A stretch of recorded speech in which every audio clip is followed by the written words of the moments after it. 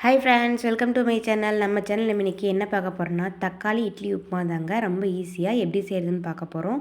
வீடியோக்குள்ளே போகிறதுக்கு முன்னாடி நம்ம சேனல் இது வரைக்கும் சப்ஸ்கிரைப் பண்ணாதீங்க, சப்ஸ்கிரைப் பண்ணிக்கோங்க.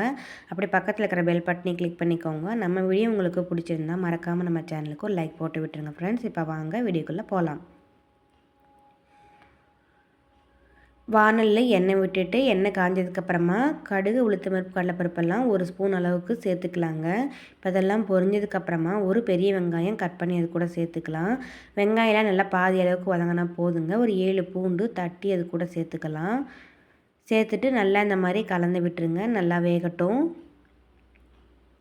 இப்போ ஒரு கொத்து அளவுக்கு முருங்கைக்கீரை சேர்த்துருக்கேங்க. நான் கருவேப்பிலை இல்லாட்டி முருங்கைக்கீரை சேர்த்துப்பேங்க தாளிக்கிறதுக்கு. ரொம்ப டேஸ்ட்டாகவே இருக்கும். நீங்களே இந்த மாதிரி ட்ரை பண்ணி பாருங்கள். ஒரு 6 தக்காளியை கட் பண்ணி இது கூட சேர்த்துக்கலாம். நம்ம தக்காளி உப்புமா சேர்த்துறங்கிறதுனால தக்காளி கொஞ்சம் நிறையாவே சேர்த்துருக்கேங்க. ஒரு 6 தக்காளி, பெரிய தக்காளியாக சேர்த்துருக்கேன்.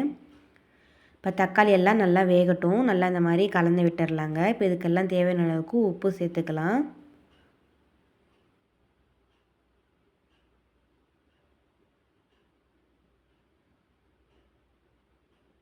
உப்பெல்லாம் சேர்த்துட்டு நல்லா கலந்து விட்டுடலாங்க. வெங்காயம் தக்காளியெல்லாம் நல்லா வேகட்டும். இப்போ இது கூட ஒரு 1/4 ஸ்பூன் அளவுக்கு மஞ்சள் தூளும் நம்ம சேர்த்துக்கலாங்க.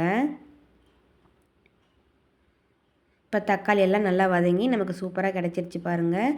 இப்போ இது கூட உதுத்து வச்சுருக்கிற நம்ம இட்லி வந்து நல்லா பொடிச்சு இந்த மாதிரி எடுத்து வச்சுருக்கோங்க. அதையும் நம்ம இது கூட சேர்த்துக்கலாம். காரத்துக்கு பச்சை மிளகாய் நீங்கள் வேணால் சேர்த்துக்கோங்க. எனக்கு காரம் வேண்டாங்கிறதுனால பச்சை மிளகாய் ஸ்கிப் பண்ணிட்டேன். நீங்கள் வேணால் பச்சை மிளகாய் சேர்த்துக்கோங்க.